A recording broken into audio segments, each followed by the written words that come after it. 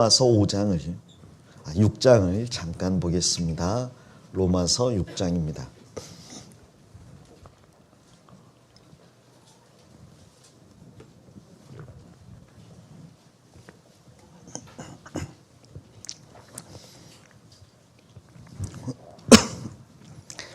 로마서 6장 1절부터 4절입니다.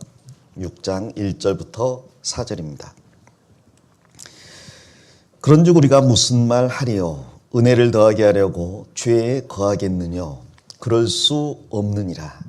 죄에 대하여 죽은 우리가 어찌 그 가운데 더 살리요?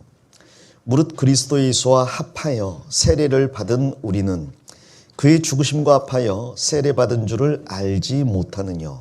4절 같이 읽겠습니다.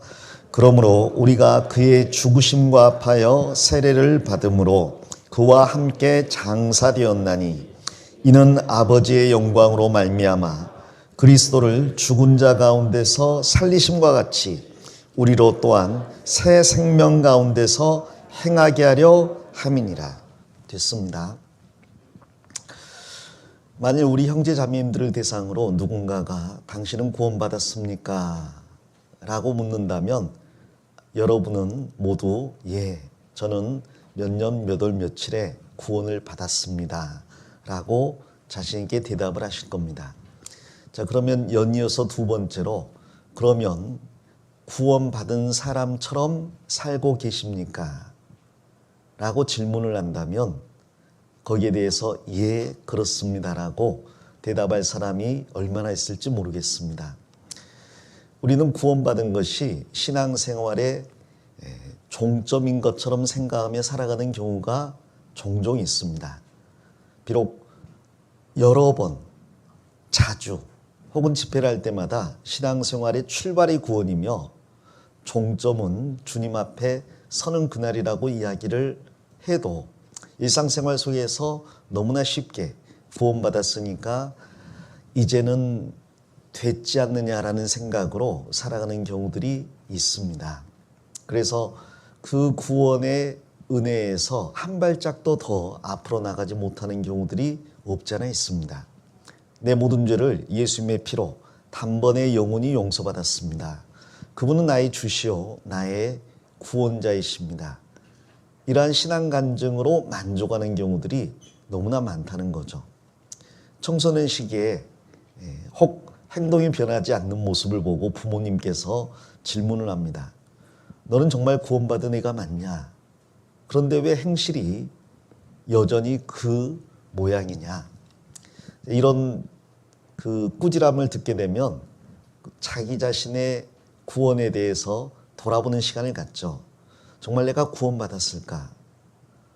내가 구원받았다면 지금보다는 나은 삶을 살아야 될 것 같은데 부모님의 말씀이 듣기는 싫지만 그러나 딱히 잘못된 말이 아니기 때문에 고민들을 해요. 그리고 자기의 구원에 대해서 확증하려고 애도 씁니다.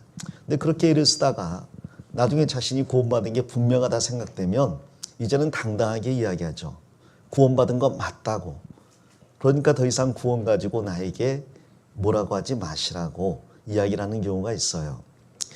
그럴 때에도 분명히 알아야 될 것은 구원을 받았다는 것은 신앙생활의 첫 발걸음을 내디뎠다는 거죠. 우리는 구원받은 것, 즉 죄사함 받은 것으로 만족해야 될 사람이 아니라 죄사함을 받았으니 이제 하나님을 향해 담대히 나아가야만 할 사람들입니다. 이제는 옛 습관을 벗어버리고 새 생활 가운데 살아야 될 사람이라는 거죠. 로마서 6장이 그 말씀을 하고 있습니다. 로마서 1장부터 5장까지는 복음에 대해서 자세히 설명을 하고 있어요. 1장, 2장, 3장에서 모든 사람은 죄인이라고 이야기합니다.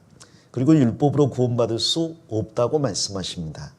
그리고 율법 외에 하나님의 의가 나타났는데 바로 예수 그리스도를 믿는 사람에게 미치는 하나님의 의라고 이야기를 합니다.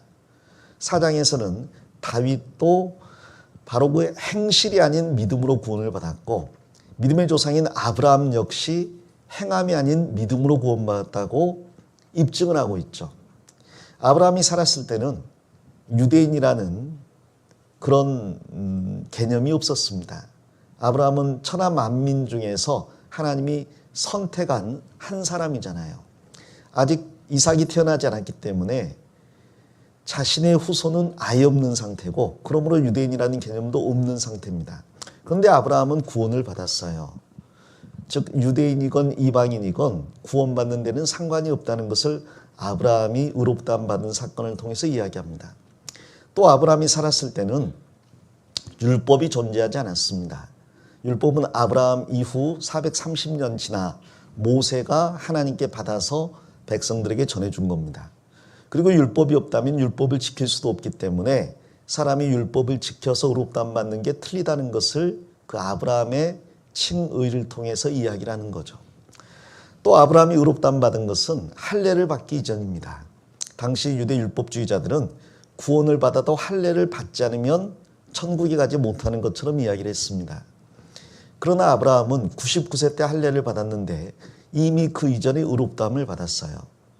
유대인과 상관이 없고 할례와 상관이 없고 율법 준수와 상관이 없이 아브라함은 믿음으로 의롭다함을 받은 겁니다. 믿음이 정말 율법을 지키는 것보다 더 귀한 겁니까? 또 믿음이 할례보다 더 중요하고 민족적인 선택, 즉 유대인보다 더 중요합니까? 로마서 4장은 그렇다라고 말씀하십니다. 왜 하나님은 믿음을 그렇게 귀하게 생각을 하시는가? 이유가 있죠. 아브라함은 자신이 바랄 수 없을 때에 바라고 믿었어요. 자신의 나이가 100살이 되었을 때, 자기 아내의 나이가 90살이 되었을 때, 그래서 자기 육체가 죽은 자같이 되었고 아내 사라도 불임 여성인데다가 경수가 끊어졌기 때문에 결코 인간적인 방법이나 생각으로는 아이가 태어날 수 없는 거예요. 그러나 그렇게 바랄 수 없는 중에 아브라함은 믿었습니다. 무엇을? 하나님은 전능하시기 때문에 죽은 자와 방불한 나를 통해서도 아이가 태어나게 하실 수 있다. 두 번째로 하나님은 전지하시기 때문에 나에게서 태어난 자녀가 큰 민족이 될 것을 미리 알고 말씀하셨다. 그리고 세 번째로 하나님은 거룩하시기 때문에 절대로 거짓말을 하실 수 없다. 그분은 약속한 것을 반드시 지키시는 분이다. 그리고 네 번째로 그분은 사랑이시기 때문에 나에게 가장 좋은 것을 주실 것을 믿었습니다. 그는 하나님의 전지하심, 전능하심, 거룩하심과 사랑을 아이를 주겠다는 약속을 믿음으로 고백을 한 거예요. 그리고 하나님은 하나님을 하나님답게 대접해 준 그 아브라함의 믿음을 의롭다라고 하신 겁니다. 우리가 만일 하나님의 약속을 믿지 않는다면 우리는 하나님을 거짓말장이로 만드는 겁니다. 그분의 거룩하심을 멸시하는 거죠. 또 하나님을 무능력자로 만드는 거예요. 그분은 나를 바꾸실 수 없을 거라고 생각을 하는 거죠. 또 하나님의 전지하심을 못 오가는 겁니다. 그분은 아무것도 모르는 분인 것처럼 대우하는 거예요. 그리고 그분의 사랑을 배척하는 겁니다. 우리의 죄를 위해서 십자가에서 그의 아들 예수님이 죽으셨음에도 불구하고 우리는 그 사랑을 받아들이지 않는 거거든요. 그래서 아브라함의 믿음과 우리의 믿음이 같다라고 이야기합니다. 아브라함도 하나님께서 그 아들 이삭을 죽은 자 가운데 살리실 것을 믿었거든요. 우리는 하나님께서 그의 아들 예수님을 죽은 자 가운데서 살리신 것을 믿기 때문에 아브라함의 믿음과 우리의 믿음은 같다고 이야기하고 그래서 아브라함을 믿음의 조상이라고 부르는 겁니다. 우리는 믿음으로 아브라함의 자손이 된 거죠. 우리는 육신적인 아브라함의 후손인 유대인과 달리 아브라함의 믿음을 동일하게 소유한 아브라함의 자손인 거예요. 그 내용이 로마서 4장에 나와 있고요. 로마서 5장에서는 이제 한 사람으로 말미암아 세상 모든 사람이 죄인 되었으니 한 분 예수 그리스도로 말미암아 모든 사람이 의인이 되는 게 하나님의 창세전의 계획이었다고 설명을 하고 있어요. 하나님께서는 일부러 모든 사람을 아담 안에 가두어 놓으심으로써 모든 사람을 예수님 안으로 옮기셨다고 이야기합니다.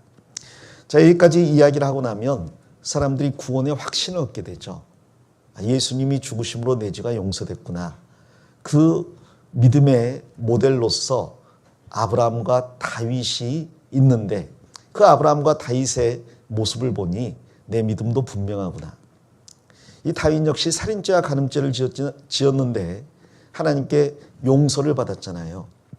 만일 살인죄와 간음죄를 용서받을 수 있다면 어떤 죄인들 용서받지 못하겠습니까? 나의 모든 죄가 용서되는 것도 마땅하다는 걸 받아들이게 되는 겁니다. 그리고 아담 때문에 죄인 됐으니 예수님 때문에 의인 되는 게 마음속에 아멘이 되는 거죠. 그렇구나. 하나님께서 그렇게 계획을 하셨구나. 그런데 거기에서 끝나버리면 하나님이 구원하신 목적에 전혀 근접하지도 못하는 거예요. 왜 하나님은 우리를 구원하셨느냐? 하나님께서 애초에 천지만물을 창조하신 것은 만물이 하나님을 경배하게 하기 위해서입니다. 인간을 창조하신 목적, 그리고 인간에게 영혼을 주신 목적도 결국은 하나님의 영광을 찬양하고 그분께 경배하게 하기 위해서예요. 그런데 인간은 범죄함으로 하나님께 나아갈 길을 잃어버렸거든요. 이제 하나님께서 예수님의 피로 하나님께 나아갈 수 있게 길을 닦아 놓으신 것은 이제 그 길을 걸어감으로써 마땅히 하나님께 드려야 될 찬송과 영광을 드리고 경배를 하라는 이야기입니다. 그리고 그러기 위해서 우리는 아들답게, 그리스도인답게, 새 사람답게 살아가야 한다고 말씀하는 거예요. 로마서 6장에서는 이 부분에 대해서 강력하게 말씀하고 있습니다. 2000년 전 바울 사도가 로마서를 기록했을 때나 혹은 3500년 전 모세가 이스라엘 백성들을 이집트에서 인도해냈을 때나 더 나아가서 4000년 전 아브라함이 처음 부르심을 받았을 때나 각 세대 모든 사람은 동일한 마음이 있는 것 같아요. 구원받았으니 됐다라는 거죠. 그래서 아브라함은 가나안 땅에 들어갔지만 그 이후 많은 잘못들, 실수들을 범했습니다. 그러나 그 가운데 하나님께서 점점점 온전하게 만들어 가셨고 나중에는 하나님께서 그는 나의 나의 친구라고 말씀해 주셨어요. 이스라엘 백성도 마찬가지로 이집트에서 출애굽한 다음에 모든 것이 순탄하게 잘 진행될 거라고 생각을 했습니다. 그러나 그들은 곧바로 가데스바네아에서 반역을 저질렀죠. 하나님께서 들어가라고 한 가나안 땅에 들어가기를 거절했습니다. 오히려 하나님께서 우리를 죽이시려고 인도인했다고 하나님을 모욕했어요. 여호수아와 갈렙을 쳐 죽이고 한 장관을 세워서 애굽으로 되돌아가자고 반역을 했습니다. 그리고 그로 인해서 38년 이상을 광야에서 더 헤매야 했죠. 출애굽한 시점부터 보면 40년을 광야에서 방황을 한 겁니다. 그 이스라엘 백성들이 그렇게 출애굽했지만 광야에서 범죄하고 실패한 모습들을 보면 구원받고 나서 여전히 죄 가운데 살고 실패하는 우리들의 모습을 보는 것과 같습니다. 그러나 하나님은 그러한 가운데 근실하게 징계하고 그들을 인도하심으로써 그들을 새 사람으로 바꿔주셨어요. 우리도 구원받고 나서 비록 더딘 것 같지만 또 실수하고 변화되지 않을 것 같지만 주님의 인도를 따라서 걷다 보면 어느 순간 이전과 달라진 새 사람이 되어 있는 나의 모습을 보게 될 겁니다. 각 사람마다 정도의 차이는 있지만 이전과 다른 내가 되어 있는 거죠. 그리고 감사하게도 내가 어느 정도 새 사람이 되었는가와 상관없이 주님이 공중에 다시 오셔서 휴거가 일어날 때 우리 모두는 완전한 새 사람이 되게 되어 있습니다. 다시는 죄 지을 수 없는 육체, 영광스럽고 거룩하고 완전한 육체로 바뀌어서 천국에서 하나님을 경배하게 돼 있어요. 그러므로 우리의 승리는 보장되어 있는 겁니다. 우리는 그때까지 하나님을 기쁘시게 하는 삶을 살기 위해서 최소한 노력을 해야 되는 거죠. 하나님의 뜻을 분별하고 이 세상에서 거룩하게 살라는 부르심을 받았기에 이 세상에서 거룩하게 살아가려고 노력을 해야 됩니다. 그것은 각 사람의 의지에 달려있고 노력에 달려있어요. 그리고 하나님은 그렇게 하기를 원하시고 또 그렇게 되도록 이끌어 가십니다. 새 사람으로 만들어 주셔요. 로마서 6장에서 이 부분에 대해서 경계하는 말씀을 하고 있습니다. 구원받아 영원한 속죄를 받았으니 앞으로도 죄 지어도 괜찮겠느냐? 그럴 수 없느니라. 죄에 대하여 죽은 우리가 어찌 그 가운데 더 살리요? 영원한 속죄를 받았지만 그것은 죄 짓고 살라는 의미에서 영원한 속죄를 해주신 게 아니라 앞으로 얼마든지 실수해도 하나님이 버리시지 않으니 다시 일어서서 하나님을 닮아가라고 위로해 주시고 격려해 주시기 위해서 영원한 속죄를 해 주신 거예요. 우리는 그 하나님의 사랑을 값싼 은혜로 바꾸어 버리면 안 됩니다. 아버지가 자녀를 사랑한다고 해서 아버지는 결코 나를 버리지 못해. 그러니 아버지 마음을 얼마든지 아프게 해도 괜찮아. 이렇게 말하는 자녀가 있다면 종상이 아니잖아요. 아버지 어머니가 나를 얼마나 사랑하는 줄 안다면 그 기대에 부응하는 자녀가 되기 위해서 노력을 해야 되지 않습니까? 우리가 구원받아서 영원한 속죄를 받았다면 우리는 죄 용서받은 것에 안심하고 살 것이 아니라 그 죄 용서해 주신 은혜에 감사하면서 변화된 새 사람이 되려고 애를 써야 됩니다. 그래서 바울사도는 세례를 이야기하고 있어요. 침례죠.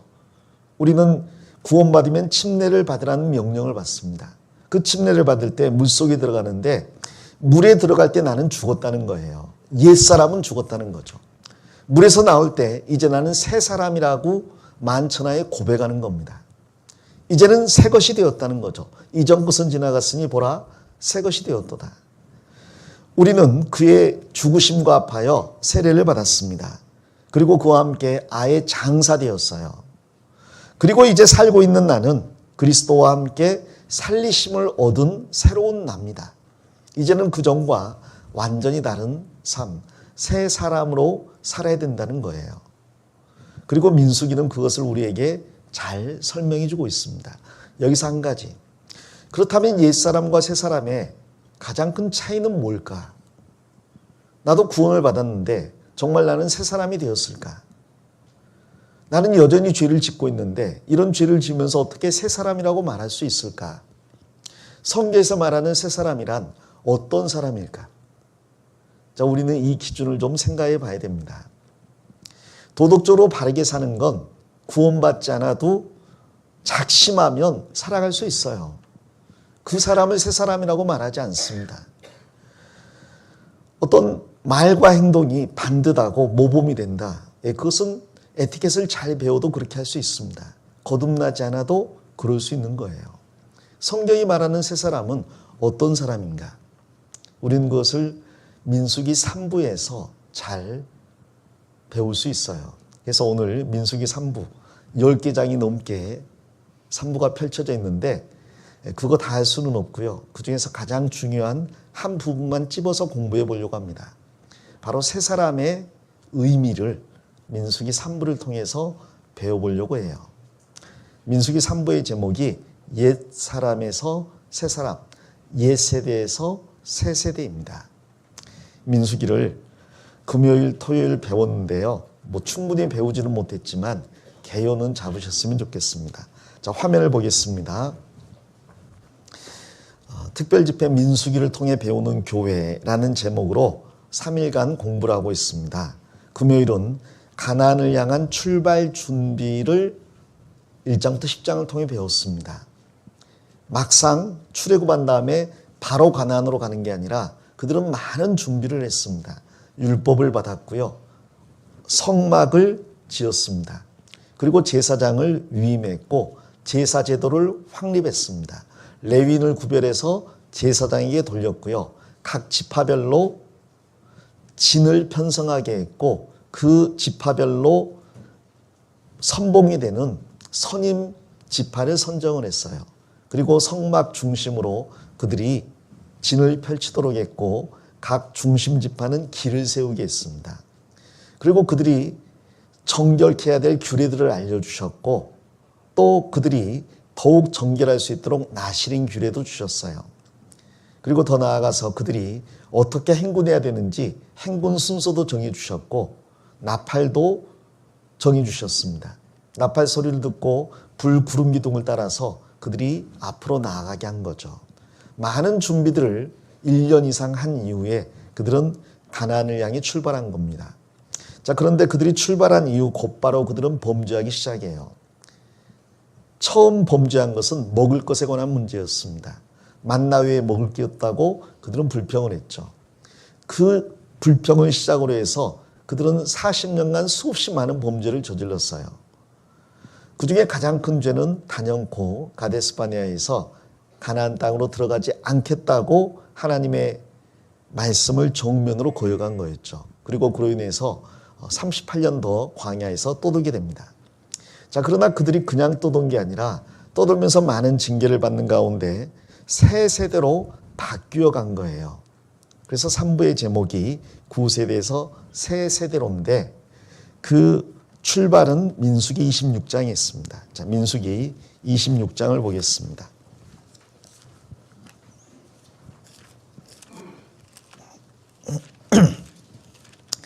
민수기 26장 1절부터 제가 읽겠습니다. 1절 연병 후에 여호와께서 모세와 제사장 아론의 아들 엘리야살에게 일러 가라사대 이스라엘 자손의 온 회중의 총수를 그 조상의 집을 따라 조사하되 이스라엘 중에 무릇 20세 이상으로 능히 싸움에 나갈 만한 자를 계수하라 하시니 모세와 제사장 엘리야살이 여리고 맞은편 요단 가 모압 평지에서 그들에게 고하여 가로되 4절 같이 읽겠습니다. 여호와께서 애굽 땅에서 나온 모세와 이스라엘 자손에게 명하신 대로 너희는 20세 이상 된 자를 계수하라 하니라. 자, 민수기 1장이 이스라엘 백성의 숫자를 세는 거였습니다. 출애굽하고 1년 정도 지나서 그들은 가나안 출발에 앞서서 12지파의 숫자를 계수를 했습니다.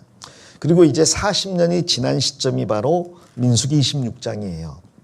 그 40년이 지난 때 하나님께서는 그들의 숫자를 다시 세라고 말씀을 하셨습니다. 동일하게 20세 이상으로 싸움에 나갈 만한 자를 세라고 하신 거죠. 그리고 그 숫자가 26장에 자세히 기록되어 있습니다. 그걸 제가 정리를 했는데요.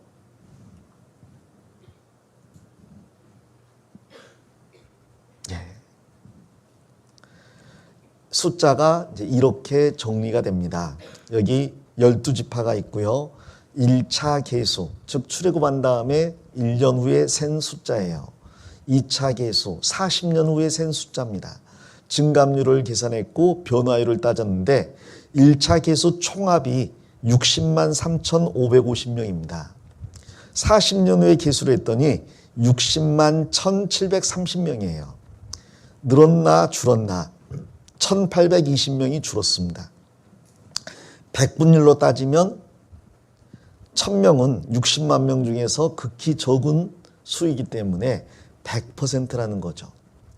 어떻게 40년이 지났는데 숫자가 늘지도 않고 줄지도 않고 100%가 됐을까?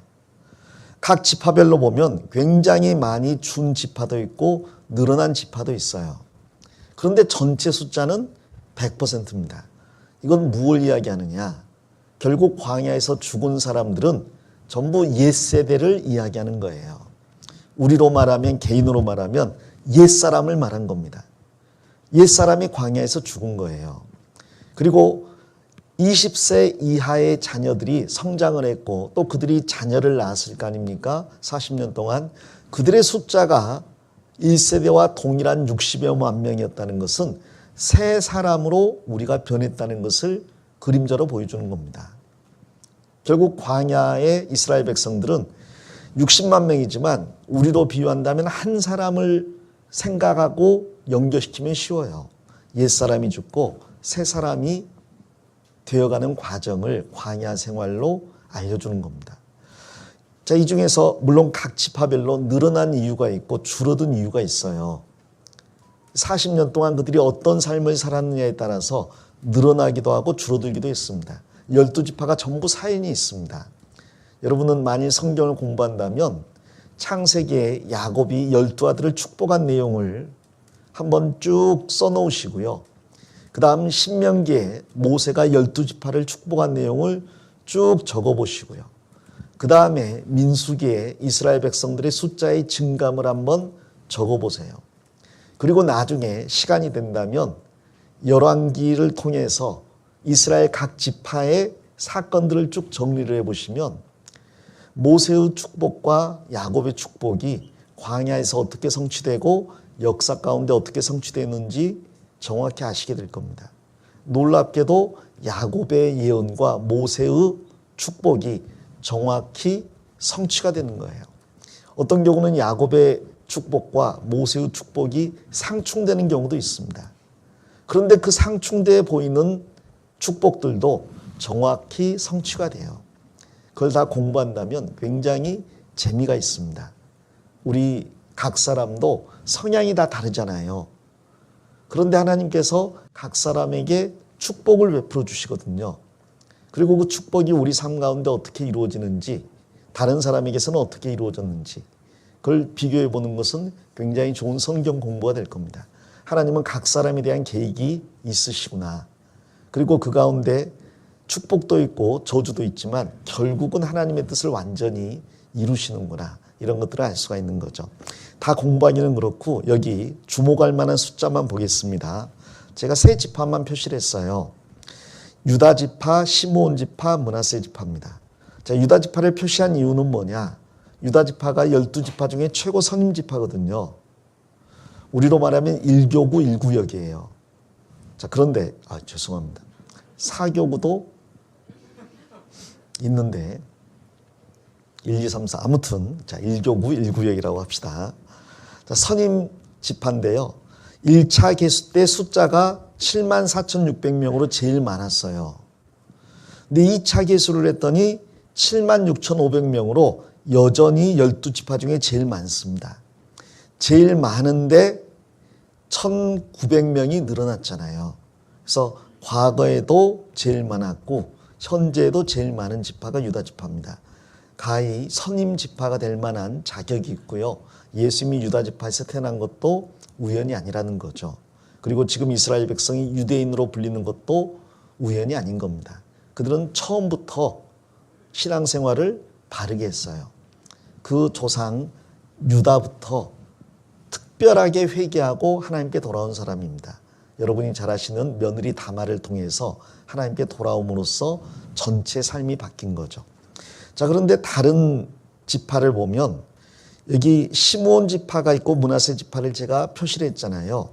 시므온 지파는 1차 개수했을 때 59,300명이었는데 2차 개수를 하니까 22,200명입니다. 37,000명, 즉 절반 이상이 줄었어요. 가장 많이 줄었습니다. 여기 37%만 남았어요. 그러니까 63%가 죽은 겁니다. 왜 이렇게 됐을까요? 그리고 가장 많이 늘어난 지파를 보니까 므낫세 지파예요. 므낫세 지파는 32,200명이었습니다. 자기 동생 지파인 에브라임 지파보다 숫자가 더 적었어요. 근데 광야 생활을 지나서 에브라임 지파는 줄었는데 므낫세 지파는 크게 늘었죠. 52,700명에서 25,500명이 는 거예요. 증감률로 하면 64% 이상이 늘었습니다. 왜 므낫세 지파는 이렇게 늘었을까요? 다른 지파도 다 사유가 있지만 이 두 지파만 좀 연구해 보면 좋겠어요. 시므온 지파는 왜 이렇게 많이 줄었을까? 그리고 므낫세 지파는 왜 이렇게 많이 늘었을까? 광야에서 도대체 무슨 일이 있었던 걸까? 무슨 일이 있었을까요? 민수기 26장을 다시 보겠습니다.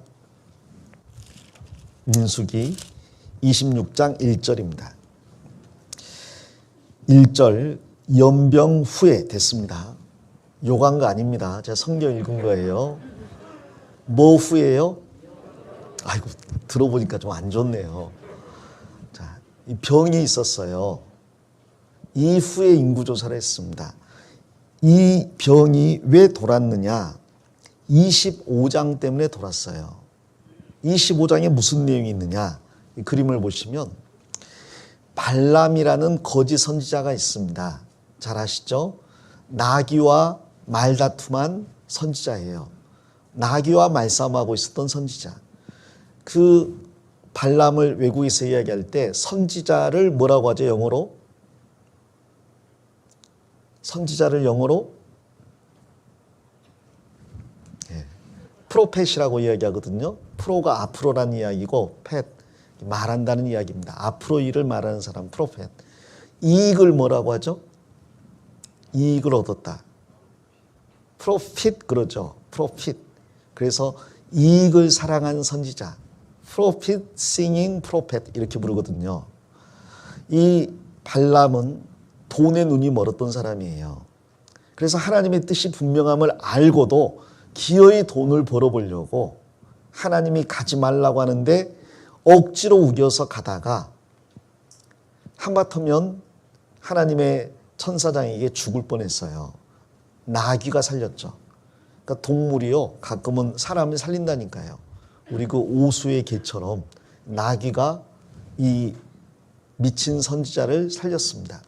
그리고 발람은 하나님께서 입에 담아준 말만 할 수밖에 없었기 때문에 4번에 걸친 이스라엘에 축복을 했어요. 3번 축복하고 개인적으로 한 번 더 이스라엘을 축복했죠. 그는 그 마지막에 이런 말을 합니다. 나는 의인의 죽음과 같이 죽기를 원한다고. 그 이스라엘을 보니까 너무 아름답고 너무 의로워서 나도 그들 중에 하나가 되고 싶다. 나도 의인처럼 살다 죽고 싶다. 자, 그런데 그건 말뿐이었고요. 하나님께서 넣어주신 이야기였으니까 그렇게 나온 겁니다. 그는 곧바로 전략을 바꿔요. 어떻게? 이 발락에게 내가 이스라엘을 저주하는 것은 실패했지만 이스라엘을 저주받게 도와줄 수 있다고. 어떻게 해요? 이 모압 여자들이 예뻤나 봐요. 그래서 예쁜 모압 여인들을 사용해서 미인계를 씁니다. 이 광야에 살고 있는 이스라엘 남자들을 유혹하게 해요. 이스라엘 남자들은요, 광야에서 이스라엘 여자들만 보고 살았잖아요. 근데 이스라엘 여자들이 어땠을 것 같아요? 예뻐요? 아유, 죄송합니다. 예뻐요? 아마 그러지 못할 겁니다. 광야에서 항상 이동하는 나그네인데 집을 짓고 거주하며 사는 게 아니라 이동해 사니 자기를 단장할 시간이 없죠. 게다가 이 성골도 성막 짓는데 다 내놓고 많은 것들을 하나님을 위해 희생했기 때문에 자기 자신의 내면은 몰라도 외모를 꾸밀 시간은 없었을 거예요. 모압 여인들은 내면을 꾸밀 마음은 없고요. 외모는 잘 꾸몄고 아름다웠던 것 같습니다. 그들이 이스라엘 남자들에게 접근한 거예요. 남자들이 자기도 못생겼으면서 이스라엘 여자들을 보다가 모압 여자들을 보니까 그냥 눈이 돌아간 거예요. 그래서 어머, 어쩜 이렇게 남자다울까요? 같이 차 한잔 할 수 있나요? 길거리 지나가다가 그런 말하는 여자들이 있으면요, 따라가시면 안 됩니다. 나중에 그럴 거예요. 혹시 도에 관심 있나요? 그럴지 몰라요. 나한테는 관심을 가질 리가 없다 생각하고 그냥 가시면 돼요. 자, 그렇게 유혹을 하니까 이스라엘 남자들이 따라간 거예요. 따라갔더니 음식을 대접을 하는 겁니다.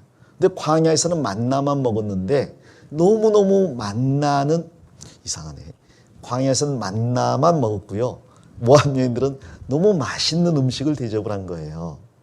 그걸 먹으면서 정말 오랜만에 휴식을 취한 거죠. 몸도 쉬고 눈도 호강하고 맛있는 것도 먹고. 그러면서 마음을 뺏깁니다. 그 다음에는 이제 자연스럽게 우리 구경하러 갈까요? 하고 나갔다가 그 다음 자기들이 섬기는 신을 보여주는 거예요. 그리고 신 앞에서 또 음식을 먹고 행음을 합니다. 고대 우상 숭배는 전부 음행과 연결이 돼 있거든요. 음식을 먹고 마음이 기쁘고 몸이 즐거운 가운데 죄를 짓는 거예요. 성적인 죄를. 그리고 난 다음에는 그 여인이 섬기는 우상들에게 경배하고 절을 하는 거죠. 결국 이스라엘 남자들이 전부 우상 숭배에 빠져버렸습니다. 광야에서. 근데 이 모든 것을 뒤에서 조종한 사람이 바로 발람이에요. 결국 모압 왕 발락은 이 거짓 선지자 발람의 아이디어를 받아들여서 이스라엘 백성들을 타락하게 만드는 데 성공한 겁니다. 그리고 이로 인해서 하나님께서 진노하셔서 그들에게 심판을 내리시는데 그게 연병이었어요. 그리고 그 연병으로 인해서 수없이 많은 사람들이 죽습니다. 자, 그들이 음행죄를 짓고 우상을 섬기면서 수없이 많은 사람들이 죽었는데 12지파의 골고루 사람들이 죽어나간 것 같아요. 근데 그 중에서 핵심이 되는 지파가 있었습니다. 25장을 가보겠습니다. 25장 9절입니다. 그 연병으로 죽은 자가 몇 명이라고요? 2만 4천 명이었더라. 연병으로 인해서 2만 4천 명이 죽은 거예요. 많은 사람들이 죽었습니다. 하나님께서는 이 연병으로 이스라엘 백성을 칠 뿐 아니라 그에 앞서서 백성들의 두령들을 잡아서 태양을 향하여 목매어 죽이라고 이야기합니다. 교수형시키라고 해요. 왜 두령이냐? 지도자의 책임이 커요. 이스라엘 백성들이 범죄한데 이 지도자들이 앞장선 것 같습니다. 자, 그런데 특별한 이야기가 한 가지 나오는데 그 위에 보시면요. 6절입니다. 이스라엘 자손의 온 회중이 회막문에서 울 때 이스라엘 자손 한 사람이 모세와 온 회중의 목전에 미디안의 한 여인을 데리고 그 형제에게로 온지라. 제사장 아론의 손자 엘르아살의 아들 비느하스가 보고 회중의 가운데서 일어나 손에 창을 들고 그 이스라엘 남자를 따라 그의 막에 들어가서 이스라엘 남자와 그 여인의 배를 꿰뚫어서 두 사람을 죽이니 연병이 이스라엘 자손에게서 그쳤더라. 자, 이 사건이 있었습니다. 지금 두령들을 잡아서 목을 매달았어요. 교수형을 시켰거든요. 그래서 이스라엘 백성들이 울고 있습니다. 또 하나님은 연병으로 그들을 치셔서 많은 사람이 죽었어요. 또 그 장례로 인해서 울고 있습니다. 그런데 그런 장례를 치르면서 울고 있는 와중에 한 사람이 미디안 여인을 데리고 회중에게 오는 거예요. 모압 여인의 장막에 간 게 아니라 모압 여인을 데리고 이스라엘 회막 있는 그 자기 진으로 데리고 온 거예요. 그리고 자기 텐트로 들어가서 거기에서 행죄를 지은 겁니다. 이건 아주 담대가 아니라 아주 뻔뻔하게 죄를 짓는 거잖아요. 지금 이스라엘이 음행죄를 지어서 많은 사람이 죽었는데 그걸 보고도 여전히 음행죄를 짓고 있는 거예요. 그것도 몰래가 아니라 드러나게 죄를 짓는 겁니다. 장막에 들어가서 음행을 하고 있어요. 그걸 보고 제사장 아론의 손자 엘르아살의 비느하스가 이제 분이 났어요. 이 아론의 네 아들 있죠? 아론의 네 아들 나답과 아비후, 이다말과 엘리아살. 그중에 엘리아살의 아들 비느하스가 이걸 보고 의분이 가득해가지고 창을 들고 들어갔어요. 그리고 텐트 안에 들어가서 그 두 남녀를 한 창으로 꿰어 죽였습니다. 아주 잔인하고 끔찍한 이야기잖아요. 근데 하나님께서 그 모습을 보고 연병을 그치게 했습니다. 자, 제가 레위인의 자격 요건을 이야기할 때 레위인이 하나님께 헌신했다고 그랬잖아요. 그 헌신의 의미가 뭐라고요? 인정을 끊어버리고 자기 형제를, 이웃을, 가족을 치는 걸 헌신이라고 했어요. 이 비느하스도요, 하나님께 헌신한 겁니다. 하나님 앞에 의분을 가지고 이 음행죄를 담대하게 짓는 이스라엘 동족을 창으로 찔러 죽인 거죠. 그래서 하나님의 분이 그치게 한 겁니다. 하나님께서는 이때의 일로 말미암아서 아론의 네 아들 중에서 나답과 아비후는 잘못된 불로 제사를 드려 죽었고요. 이다말과 여기에 있는 엘르아살만 남았는데 이 엘르아살의 아들 비느하스의 대대손손 대제사장이 끊어지지 않을 것을 말씀하셨습니다. 그래서 실제로 나중에 대제사장은 이 엘르아살의 후손만 대제사장이 돼요. 이다말의 후손이 있었는데 그들은 끊어집니다. 왜? 나중에 이다말의 후손 중에서 그 유명한 엘리가 등장하고 엘리의 두 아들 홈리와 비느하스가 등장하거든요. 결국 그 계통은 나중에 끊어지고 여기 엘르아살의 아들 비느하스의 계통만 대제사장을 하게 되는 거죠. 자, 그런데 이 음행을 저지른 이스라엘 남자의 신상이 나와 있어요. 신상 명세. 이 공개하는 겁니다. 지금 우리나라도 큰 죄를 지은 사람이나 혹은 아동 성추행을 한 사람들은 얼굴과 신상을 공개하잖아요. 하나님도 이 사람의 신상을 공개하셨어요. 14절입니다. 죽임을 당한 이스라엘 남자 곧 미디안 여인과 함께 죽임을 당한 자의 이름은 시므리니 살루의 아들이요 같이 읽겠습니다. 시므온인의 종족 중 한 족장이며 이 사람이 이름이 시므리래요. 그리고 아버지 이름도 나옵니다. 자녀가 잘못하니까 아버지 이름도 공개가 됐어요. 살루의 아들이라고 했습니다. 그리고 그 종족 지파도 공개가 됐는데 시므온 지파입니다. 그 시므온 지파의 족장이 이런 뻔뻔한 죄를 지었다는 거죠. 두령이. 그래서 만일 평민이 죄를 지어도 큰 문제가 될 텐데 앞서서 하나님을 섬기고 헌신해야 될 족장이 이런 죄를 지었기 때문에 하나님의 진노가 더 컸던 거예요. 이 시므온 지파가 우상 숭배에 가장 적극적으로 가담했다는 걸 알 수가 있죠. 그래서 시므온 지파가 3분의 2 가까이 광야에서 죽은 거예요. 그들이 하나님의 심판을 받은 겁니다. 우상 숭배와 행음, 가장 하나님이 싫어하시는 육체적인 두 죄에 이 시므온 지파가 빠진 거예요. 우리는 이 두 가지를 멀리해야 되겠습니다. 행음과 우상 숭배, 하나님을 진노하게 하고 심판을 초래하는 죄예요. 시므온 지파는 이로 인해서 가장 많은 피해를 받습니다. 근데 반대로 가장 많이 늘어난 지파는 누구라고요? 므낫세 지파라고 했죠. 가장 많이 줄어든 지파는 시므온 지파지만 이 문제로 줄어들었어요. 가장 많이 늘어난 지파는 므낫세 지파입니다. 그럼 므낫세 지파가 늘어난 이유가 있을 거 아니에요. 왜 늘어났을까요? 자, 그 이야기는 민수기 3부 시작부터 나옵니다. 민수기 3부가 26장부터 시작인데 26장은 숫자를 계산하는 거고요. 27장의 첫 이야기가 바로 므낫세 지파가 늘어난 이유를 이야기하고 있어요. 그리고 여기에 세 사람의 의미가 아주 분명하게 담겨 있습니다. 민수기 27장 가보겠습니다. 1절입니다. 요셉의 아들 누구 가족이라고요?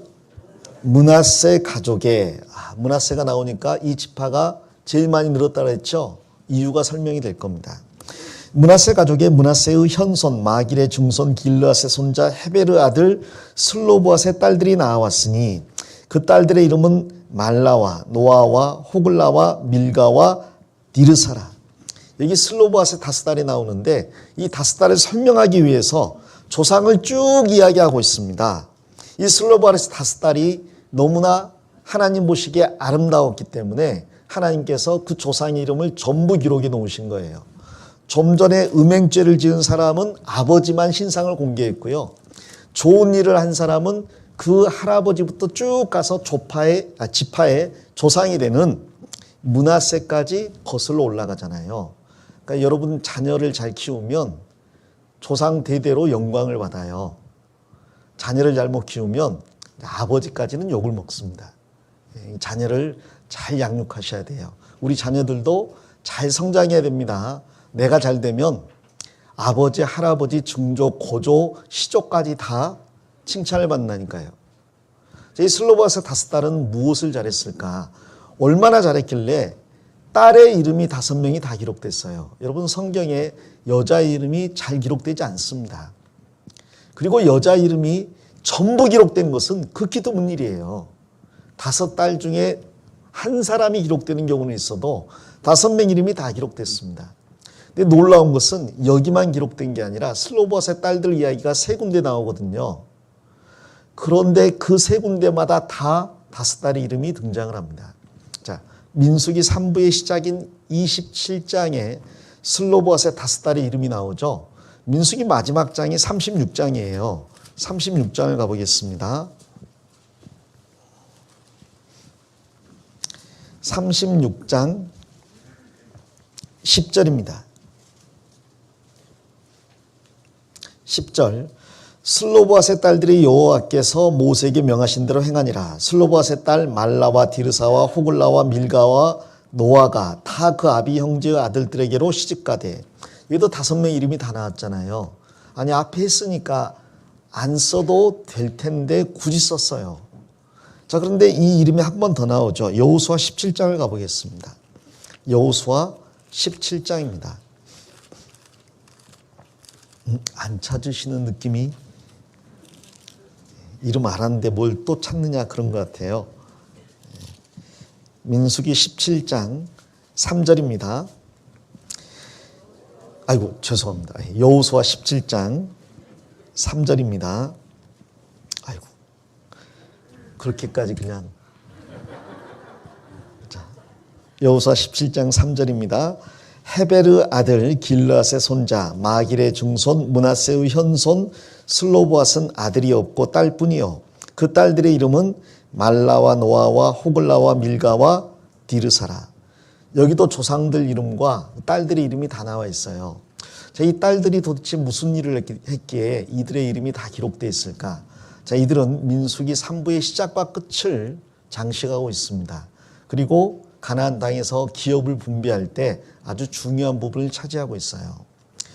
세 사람이라는 게 어떤 거냐? 이 슬로봇의 딸들을 보면 분명하게 알 수 있고 므낫세 지파를 보면 분명하게 알 수 있다는 거죠. 이 슬로봇의 딸들의 이야기를 제가 간략하게 말씀을 드리겠습니다. 화면을 보겠습니다. 이 슬로봇의 5 딸들이 모세와 당시의 제사장 엘르아살에게 나온 거예요. 그리고 따진 겁니다. 사실 어떤 호소를 한 건데 호소를 했다고 하기에는 좀 부족한 것 같아요. 이것은 아주 그냥 따진 것과 진배가 없어요. 이 5명의 딸들이 모세에게 나와서 소집을 시킵니다. 모세 그리고 대제사장 엘르아살 그리고 각 지파의 족장들 그리고 온 회중 다 모이세요. 우리가 할 말이 있습니다라는 거예요. 이 5 딸이 아주 담대하게 모세와 엘르아살과 모든 사람들을 모은 겁니다. 자, 이들은 누구였을까? 5 딸들. 인터넷 사진 찾아보니까 5 딸이 있더라고요. 저희 집사람이 딸만 4이에요. 아이고, 1명 더 낳았으면 5 딸이 됐을 건데. 딸만 5입니다. 자, 이들은 누구냐면요. 결혼하지 않은 젊은 여자들이었어요. 근데 이스라엘은 당시에 조혼 습관이 있었거든요. 조혼이라고 하면 10대에 결혼하는 거예요. 그게 오랫동안 계속되고 지금도 이슬람 국가의 많은 부분이 10대에 일찍 결혼합니다. 제가 파키스탄 가면 결혼식에 종종 참석하는데 신랑 신부의 나이가 16, 17인 경우가 많아요. 근데 그게 뭐 이상한 건 아닌 것 같아요. 우리 춘향이하고 이몽룡이 몇 살 때? 28 청춘이라고 그러잖아요. 16살 때. 로미오와 줄리엣은 몇 살 때? 그들도 아마 16 금방이었어요. 그러니까 그렇게 사랑하지. 20대만 돼도 그렇게 사랑에 빠지지 못합니다. 로미오와 줄리엣은 만난 그날 서로 사랑했고 그날 저녁에 사랑을 고백하고 다음날 결혼하고 도망갔다가 일주일 만에 다 죽어요. 그러니까 이야기가 아름답게 느껴지는 거지. 그들이 1년만 살았어 봐. 얼마나 추한 꼴 많이 봤을지 몰라요. 자, 어찌됐건 얘들은 아직 젊은 애들이에요. 10대예요. 그리고 부모님이 돌아가셨습니다. 아버지가 슬로보아신데 광야에서 돌아가신 거예요. 당연히 돌아가실 수밖에 없는 게 20세 이상의 남자는 다 죽었다 그랬으니까 슬로보아도 죽은 겁니다. 그런데 아마 슬로보아의 5 딸 이야기만 나오고 어머니가 안 나온 걸 보니까 어머니도 돌아가신 것 같아요. 그리고 슬로보아의 5 딸은 모세와 엘르아살에게 하소연하는데 남자 형제가 없다고 이야기합니다. 딸만 나서신 거예요. 그러니까 이 집안은 지금 부모님 돌아가시고 남자 형제 없이 5 딸, 그것도 10대 이하의 아이들만 남은 거죠. 비극이죠. 자, 그런데도 불구하고 슬로보아시 언급될 때마다 5 딸 이야기가 나오고 5 딸 이름이 다 언급이 됩니다.